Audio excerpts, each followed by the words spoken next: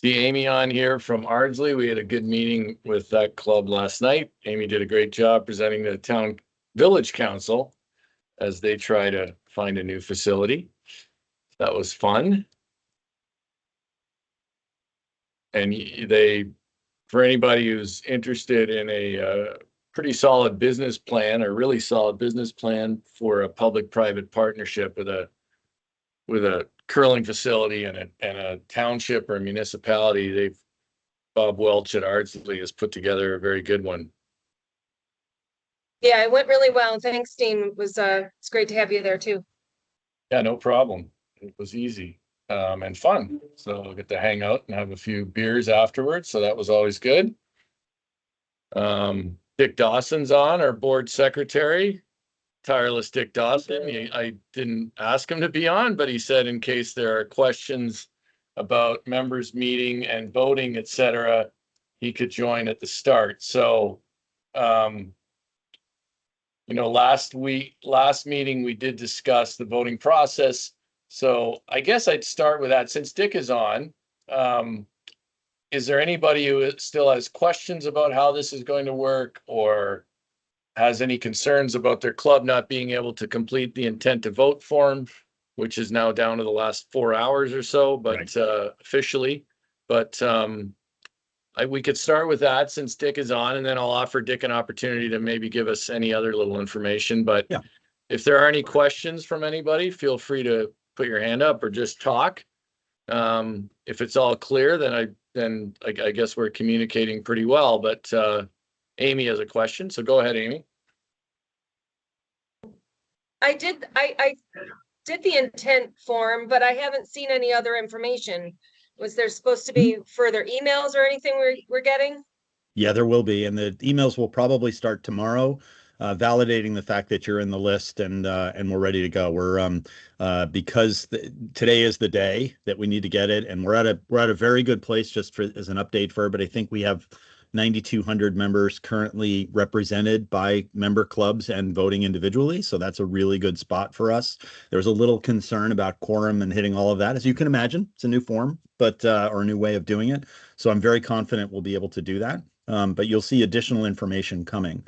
I will share with everyone that we did post the draft agenda on the website. So if you do want to take a look at it, you will see it's fairly unimpressive, quite honestly, in terms of, I think we have two things we're going to update on bylaws. I'm sorry, there's one thing we're going to update on bylaws, and another one, if one of the measures passes, to recognize a new regional association, which we're very excited about. And if that passes, we'll have to change the bylaws to bring them in. And we needed to make sure some clarification on the age requirements for voting. So all of that is happening. If you look on the site, it's just basically, here are the new clubs, here are the new board members, potentially here's a new regional association. Those are just consent items that we can either do using the voting system or just quite literally by raising hands during the meeting to make sure that we're good to go. So I'm super excited about it. The agenda's there. You should be getting additional information. Amy, I think I totally over answered your question. I'm sorry about that. All right, that's what a board secretary does. Dick, well done. Everybody's head drops and they fall asleep. Sorry, I know. I will just say, if you're looking for that draft agenda, you go to our homepage. You'll find right on the homepage there's a button for members meeting assembly. Click on that, scroll down to members meeting. There's the intent to vote form, a link to that, and also members meeting agenda draft July 9, 2024. So there might be some slight changes to that, but I know we did have some club presidents who reached out wondering what the agenda would be, just for the cadence of their board meetings. They wanted to be able to share that with the board in advance.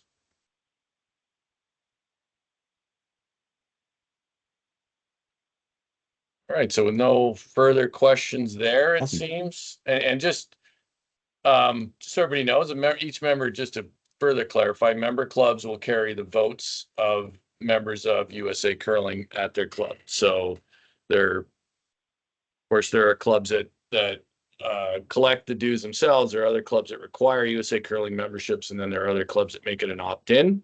So that's reflected in your voting totals. Right, is there any other questions? I thought I'd start just with, I like to start with, is there anything fallout or questions or anything that came up at your club based on our last meeting? No? Bye, everybody. All right, see you, Dick. Thank you. Yeah. I'll also, in case you don't know, that the members assembly registrations are now all open on Sport 80. One thing that may come up, if you have people at your club who are registering for this coach conference, the coach conference is going to provide level 2 certification, but sometimes at USA Curling, we are building the plane in the air, and the level 1 certification is an online module that's going to be available next week. That's free. There's 2 modules. That's going to be up next week. So if you have people at your club who say to you, I tried to register and it says I'm ineligible, that ineligible will come off once they can still register. Go ahead and register. That ineligible will come off as soon as they take the online training that'll be available very soon. The reason we didn't want to, and we discussed whether we would just let people register and then go back. The problem with Sport 80 is then they'll get another email that says they were ineligible, causing more confusion. So we're trying to limit the ineligible alerts. But basically, anybody who finds that they're ineligible should either it's something like that, or they can email Lauren or me, and we'll figure out what the problem is. And you should always be able to register. It might just say you're ineligible to take the programming, and believe me, we'll make it, unless it's some sort of safe sport violation, we're going to make sure that you're eligible to take the course by the time of the members assembly. So, but that there may be a little confusion on that. We're trying to get that sorted out. We also we opened the registration for the last chance mixed doubles Olympic trials qualifier, which we're pretty excited about. It's basically pretty unusual for us, but we have a qualifier that's one shot to get into the Olympic trials, and it's open to anyone. I think we have close to 30 teams signed up already, which is exciting. And we really, we're excited just about the opportunity, and we think it'll be exciting for people to play in it. The one little wrinkle we've had with that, which we think we have a fix for, is if someone has a basic membership now, they may have trouble upgrading to a competitor membership if they haven't had one, but we think we have a workaround for that. But again, if you encounter anyone who says they're having trouble with that, tell them to let us know, and we'll get it sorted out. Just so you know, on with the membership model, one thing we've decided to do is anybody who joins after July 1 for the first time, so they're a first-time member. So this is, say, usually pertinent to either arena clubs or clubs that operate on a 10 or 11-month schedule. Somebody joins the club in July, they become a member. The club adds them as a USA Curling member. In year 1 of that membership, they'll join. If they join after July 1, their membership won't expire on November 30 of that year. We'll give them that extra few months and circle it around. That's only for people who join new after July 1st. It makes it a little trickier on our end, but we think it's fair. So we're going to keep trying to do that rather than have somebody join in September, become a USA Curling member, and then they have to get another membership on December 1. So does anybody have any questions about that? All right. Just want to first of all, I just want to make sure 2 things. First, it can create some issues. 2, we're trying to resolve the issues as much as possible. So Lauren does a lot of back and forth with the folks at Sport 80 and does a good job of communicating our needs to them. It doesn't always come back exactly like we want. Apologies to any people here who work for software platforms, but they're good people who work hard, but every once in a while the communication gets a little wonky. Yeah, and then just the other thing, all the registrations are open. There's skills clinics, 45-minute skills clinics are open. The officiating courses, and we also announced today on our site, and it's in a news release on the site and in some social posts, that we have a host hotel. If you've never been to Chaska, it's actually not a lot of hotels right in that area. So the hotel is in Eden Prairie. We're also looking at figuring out if we can do some shuttles cost effectively. We'll have more information on that going forward. And we also had a note in registration that asking if anybody would be interested or would appreciate having childcare during the event. So those things will sort of come together based on what we see as needs on that. Discuss the last chance mixed doubles qualifiers. Anybody here playing in the last chance mixed doubles qualifier? You just shout out yes. I'm tempted. Except I'm not going to be around, but I would be tempted. So, and then the other news we had who would your partner be? I don't know. That's probably my barrier, Chris. I don't think I could find a woman who was willing to play with me, because I'm cantankerous on the ice, so no, I don't. I think, yeah, maybe I could talk Deb Martin into it. So there you go. Deb, she's seen my worst side on the curling ice. So, so what else can I tell you? Oh, the junior nationals, the World Curling moved the dates of the junior nationals. This will be for anybody at your club who has junior curling parents or junior curling coaches. The reason we had to move the date of the junior nationals was World Curling wants to run World Juniors in Cortina next year because they like to use that event as a test site for the Olympic Games. There's concerns about whether Cortina would be ready in February, which is when junior nationals, World Juniors usually is. They think they can have it done by the end of April. That meant that our nationals overlapped with the World Juniors. And because at least 6 of the curlers who will be at World Juniors are still eligible to play in this year's nationals, we thought it was unfair to prevent them from playing this year. So we spoke to Broomstones. They were gracious enough to try to move some things around and make it work, but they couldn't. So we'll be announcing a new site for next year's junior nationals pretty shortly. We had some calls today. I think we have a few clubs that want to do it and will do a great job. Apart from that, we actually have junior nationals host sites. Apart from this next year, we have them through 2028. So we're excited to be getting that far ahead on that schedule. So yeah, that's the logic behind that move. We did debate having the junior nationals after the World Juniors, but that would push it into May, late April, May, and probably not fair to young players who play at a club where they don't have ice for at least maybe 2 weeks or so before that. So, and we also have, to give you some sense of how the schedule gets busier each year, we have the World Junior mixed doubles as well in May. So that's another event for young players to compete in. So all that's a long way to say that we had to move the date, but we're close to having a new host. So that was all I really had on the agenda for tonight. But it's a summer evening and I didn't want to load up an agenda. There's a question from Jillian. Let me just open the chat, Jillian, because I didn't have it open.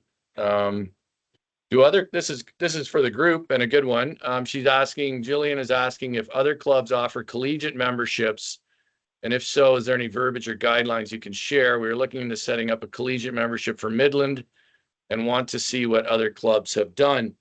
So I'll throw that to the group. I believe some clubs do. Now we don't have a college curling membership anymore. We used to have, it was sort of an odd thing that we had before. So now our college curlers compete with the basic membership. But as for clubs, I'll throw that to the rest of the group. I will say too, thanks to Midland, we're going to announce very shortly as the host for the 25 college nationals. So, but I'll throw it to the rest of the group. Looks like there's some hands up. Jeff, go ahead. My hand was an unrelated question, not an answer to Jillian's okay. question. Well, I'll ask if anybody, okay, so Jillian actually says, feel free to send me an email to, and then her email's in the chat. Is anybody with a hand up able to answer that, interested in answering that question? There's Jeff, Chris, Lauren, and Jim. I know at Frogtown, we're working with the University of Minnesota to set something up there too, to help their collegiate program. So I don't have details on that, but I could get some and pass that on, as that's becoming, it seems like a bigger opportunity for clubs around the country. Is that Lionel's working on that with the University of Minnesota, Jim? Is that? I think Lionel is involved as well. Peter Hovland is, I think, got the lead on that right now. Okay. But, yeah, it's being worked this summer for starting in the fall. Just so everybody knows on the call, we are, I mean, it's a difficult challenge, but we do want to get our sport more involved at the collegiate level. We got a couple of different ideas on how to do that. And, you know, we think one way might be starting with one school like University of Minnesota to start it. In the chat, there's also, Phil said they eliminated the student membership because they didn't have demand. I think some of it probably owes to, you know, where your location is and how many colleges are around you. Kate from Derby City says we offer a membership level for college students, but it's not college specific. So. Ian, this is Brian from Madison. Hey, Brian. Hey, we in Madison with our University of Wisconsin Madison National Championship team. Throwing a little plug out there for them. I was going to say that was pretty shameless there, Brian. Yeah, absolutely. Right. You got to support. No, we in Madison have those college students pay essentially junior dues just to keep it economical for them. It doesn't entitle them to play in leagues, any other leagues, but it did entitle them to the practice ice that they would need on, I believe it was like Tuesday nights, to practice, get the skills that they needed, and practice amongst the several teams that they had put together. Some of the members actually did choose to join as full members so they could sub on leagues and play other leagues as well. Right. One thing on college, I'll just say that's interesting and that I've learned in this job is that according to Nancy Myers, who does a great job with that, she says that about 80% of the kids who play in college curling hadn't curled before they went to college. So it's a lot of young people who aren't exposed to the game through parents or at the local club like some of us have been. Stephanie at Curl Masabi says they have a membership for under 18, which is basically we have. Our youth membership is U18. And Dick who says that Broomstones does have a college membership. You've got no shortage of college members or colleges around you either. So I guess that makes sense. So it sounds like there's a range, I guess, is what I'd say. But if you have anything that you can share with Jillian,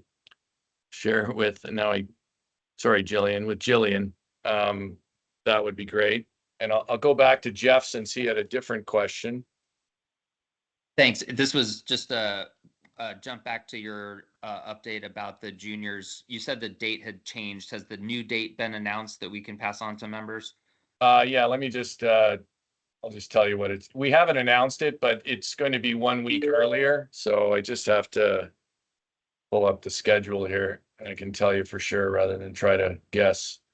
Yeah, so it's 1 week earlier than was previously planned.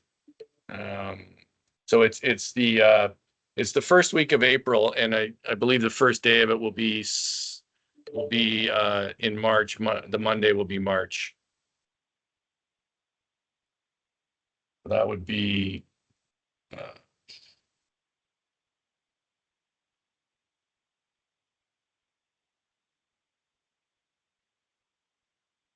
so it'll be the March 31st to April 5th. Great. Okay. Thank you so much. Yeah, good question. Trying to see now. I don't see hands up. Somebody else had their hand up. Chris, you had your hand up. I did. Now I have two questions. Okay. The first question is, did it take you that long to think about whether March had 30 or 31 days? No, I was just not sure if what day was the Monday, Chris. I'm Because you I'm said not that, it was it's the fair last day though. of March. I'm It's a just fair wondering. question. Yes, a fair I'm not good question. at that. I I'm can not never remember that. particularly clever at times, Chris. It's a fair question. All right. So this is a lazy question that I have. I emailed. I'm not really involved as much as I used to be. One, it's fishing season, and two, I'm no longer in on the St. Paul board. So I was emailing the president to make sure he filled out the form, which he did. But then he said, I saw that they sent out a notice to all members advising that they could place individual votes, which I knew about. Otherwise, the club would place them. Is there anything that he should be aware of?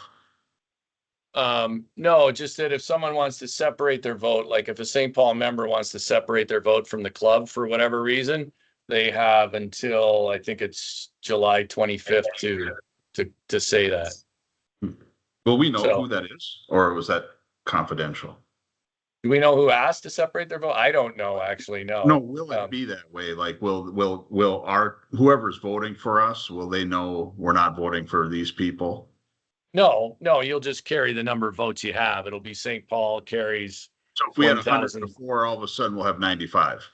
yeah, and nobody's really gonna notice that in the meeting. But the person who removes their vote from the member club will vote individually, so I guess they would be, there would be some way to know who that was. So there's nothing he doesn't need to worry about anything. No. Great. That's all I got. It's you can tell anybody at your clubs, anybody who does want to separate their vote from the club for whatever reason, they need to notify us by July 25th. So. Okay. And I think, good question though, because I know often what happens is, I appreciate the diligence of club presidents, et cetera, and they sometimes think that, they're missing something. So they're all good. The main thing was, we wanted member clubs to fill out their intent to vote form, and we did pretty well with that. Like as Dick noted, we'll have a quorum, so that's good. Michael or Michelle, sorry. Yeah, okay, hi Dean. I remember now. How are you doing, Michelle? Good, thanks.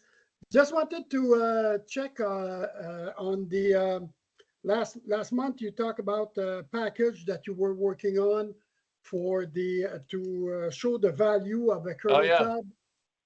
Is Yeah, this available yet, or? Yeah, it's a great question. I actually used it at the meeting with Amy last night.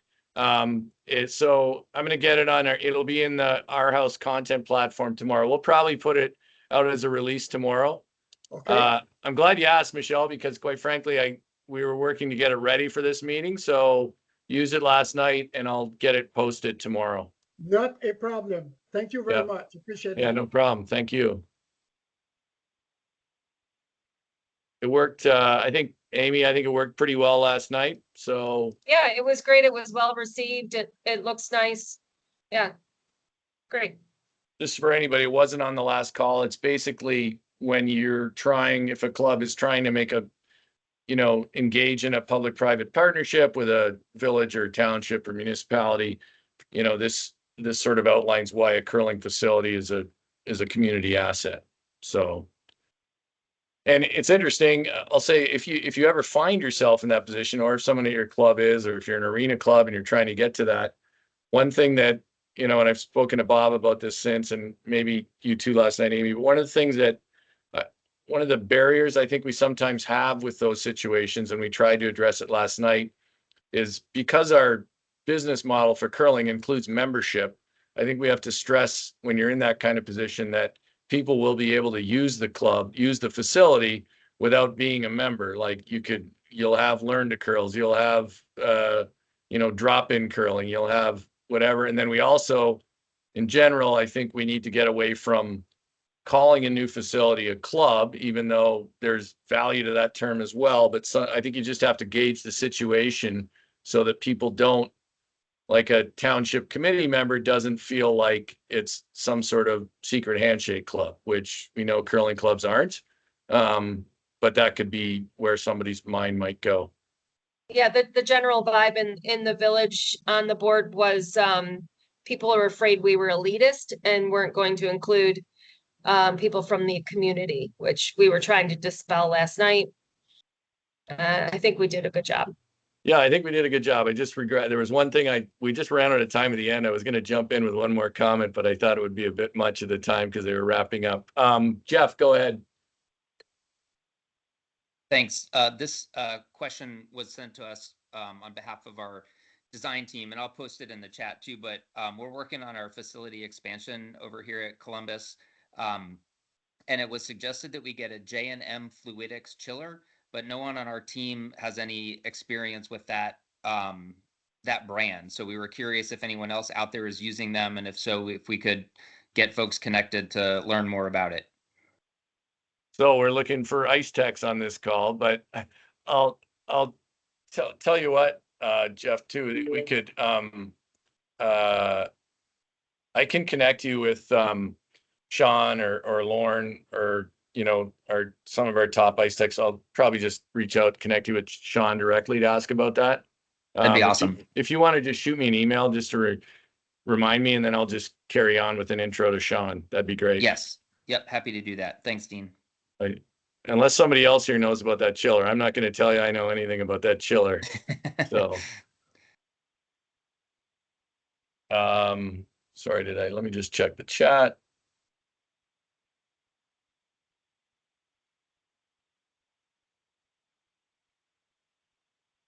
Sure, Bob. We'll put it, I'm just trying to think of how we're going to share that doc. It will go into our house in the content platform and club operations. That's where it'll land. And then we'll probably post something on the site too, because it's new in there, and say that it's there. So if you don't see it, Bob, don't hesitate to email me as well. I could just shoot it back to you in an email until it's posted as well. So. Perfect. I appreciate that. I'm actually at one of those hockey facilities right now, and it kills me that I can't get with the touring. Yeah, no, it's I think it's a long-term effort to get communities to understand that it can be a real valuable asset. It's, we still have to accept that people have certain stereotypes or thoughts in their head about what curling is, or they just think it's this kooky sport in the Olympics. So I think we just have to be consistent and persistent in that message and get it out there that, yeah, these are valuable community assets. And, we have, one of the things I stressed last night was it's not like a wild shot in the dark either. We have, whether it's Columbus or whether it's Denver or whether it's Vegas, I mean, it is working. So, and I think that's important to stress too. I just always have to, sorry, go ahead. I was saying, we're Southern California. Like, there's enough people here to support it. We have enough, just Canadians. There's 8,000 Canadians that live in Southern California alone. Yeah. I think just part of it though, one of the things I think that's important is to not make it about, when you're trying to do this, that it's not just about, hey, we want a great place to curl ourselves, and make it about, we want to bring something of value to the community. Now, yeah. all of us on this call want a great place to curl. Yeah, all of us on the call want a great place to curl. But go ahead, Bob. San Francisco had a similar document too. We used theirs, and it's really good. We were able to bolster ours a little bit with theirs, but we're highlighting the community aspects of it. We're pushing college ourselves. There's so many colleges around here that we could tap into and create a regional college league and things like that. So we're trying to highlight how good we would be for the community, because that's what the city's doing. So if you could make that document available, that'd be fantastic. I really appreciate it. Yeah, for starters, I'll just try to get an email to this whole group before we even get it up online. But yeah, it's and look, it's not the only document either, right? Like, I'm sure somebody in this group could probably produce something else that would be great too. So we can continue to build on these things. And I just think that when you're in that sort of pitch, nobody cares about that you want good curling ice. Like, the people you're trying to sell this to, they want to know that they're going to be backing something that has value, is recreational, public health. I think we have a good story to tell on public health.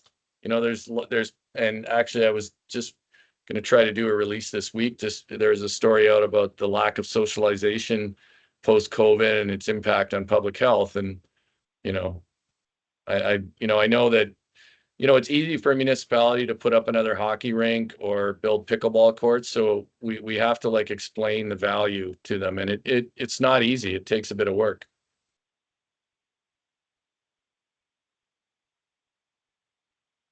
Bernie's saying we should have a secret handshake. You can create your own, Bernie. Love your own Bernie secret handshake. But and Jeff, just so you know, Phil Bruce from Cape Cod, I think he thumbed up. He knows Phil's a nice tech, so he could probably help you out with that.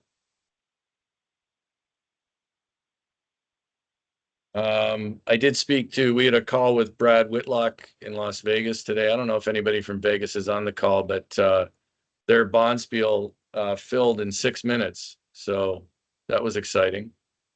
And yeah, so obviously I think whenever a club is in any new area, usually a lot of people want to go play at it, and Vegas certainly has its own appeal beyond that. So Jamie, go ahead. Yeah, this is Jamie from Curl Vegas. Yeah, 6 minutes. Hey, Jamie. It almost sold out as quick as a Taylor Swift concert, but not quite maybe. But yeah, we're excited about it. We have another one in December. It's going to open up August 6th. So it won't be quite. Jamie, which spiel was that? Was that the one in September? Yeah, there's one. What spiel was that? Yeah, I quite honestly, I don't remember the name of it. But like the 20th. It's 20th. Yes.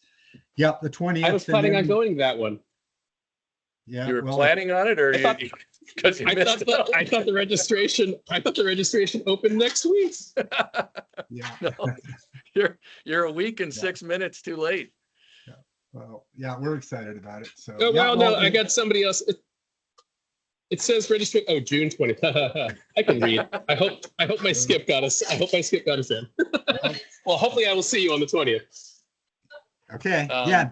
If you think about December 1st, the Eagles may be doing a residency at the Sphere at that point. So yeah, lots of fun things to do besides curling.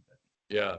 I will say, and Jamie, I appreciate some of the conversations with Brad at your club, but we are floating the idea with Vegas about doing next year's members assembly there.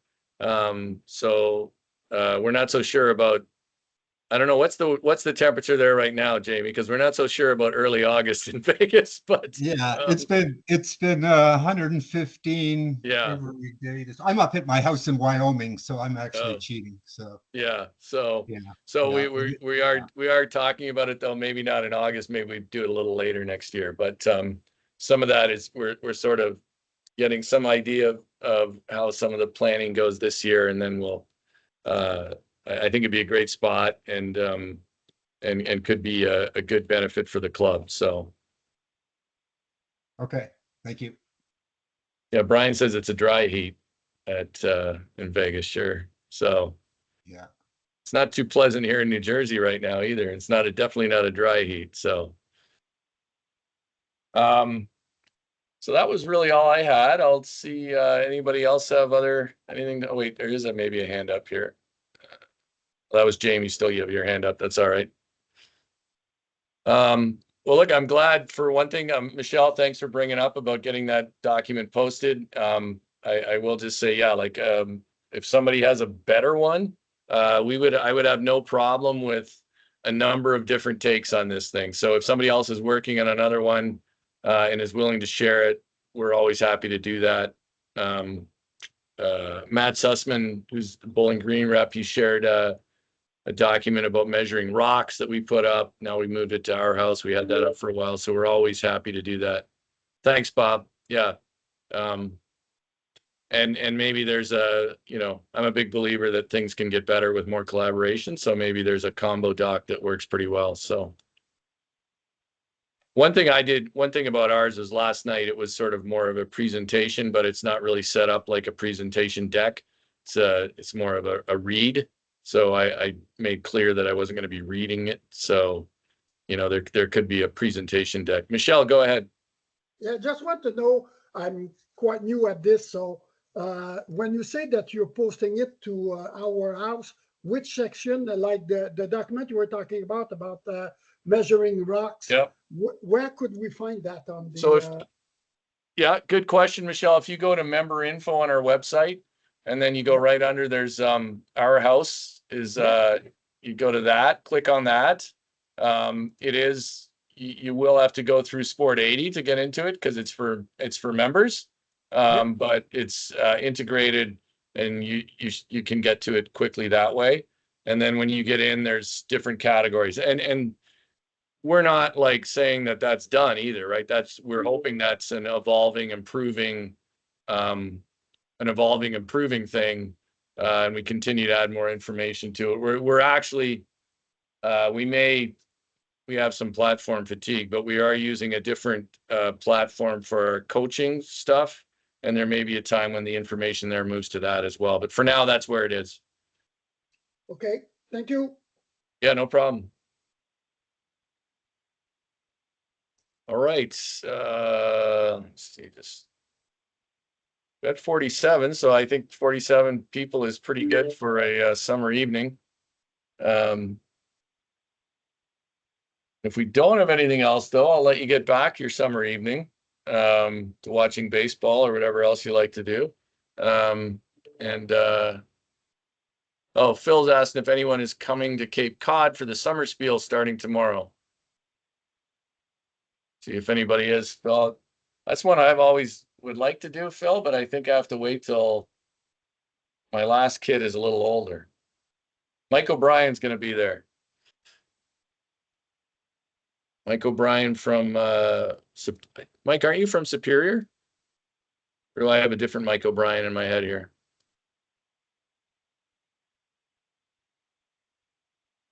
If you're not Mike, I'll look it up. Pan Am Masters games in Cleveland. Yeah, is anybody? Yeah, I did have it right. Mike and Mona. That's your email. Pan Am Masters are getting underway in Cleveland. We have Sean Olson and Lauren Rich are there working on the ice for that. Lauren's saying that she and Matt Sussman will be there. I don't know if anybody else is going to go. I'm trying to get there for a day next week, but I don't know if you know Rich. Anybody knows Rich, Rick and Annie Hubbard, but they've been involved in working on that and done a nice job. Robert, thanks for this. Arena National Qualifier Bonspiel. The registration is open now. Brett Jackson, our chair, says he couldn't get into the Cape Cod Spiel, so we know there's no preferential treatment for USA Curling board members. Well done, Phil. Yeah, the arena. Hey, Robert, I don't know if you have any updates on where you're at with rent entries on that. That's September 6th to 8th, and that's the event. If you're from an arena club, the winner of that will get a spot in the Arena Nationals. So, and we're grateful to Lacrosse for putting it on and taking it on. So I'm not 9 teams already and 6 pending. So that's great. So there's a men's division, a women's division, the men's and women's qualifiers, and then there's also an open division. So if you're not concerned about, qualifying for Arena Nationals, you just want to play in a great spiel with an open team, you can do that as well. Good to hear, Robert. And we'll try to do another post or socialize that a little bit in the next couple of weeks. Don't be afraid to give us a nudge on that. I do find that, week before and after July 4th is not the best time to get people engaged, but it gets a little better through July, and then we can put something else out again. All right. Appreciate everybody. Thanks for your time. Feel free to reach out if you have any other questions. Phil, thanks for anything you can provide on the chiller, and I'll get that document up this week. And I will actually just start by just emailing it as a PDF to the group, and then we'll get it up as well. All right. Thanks, everybody. Thank you.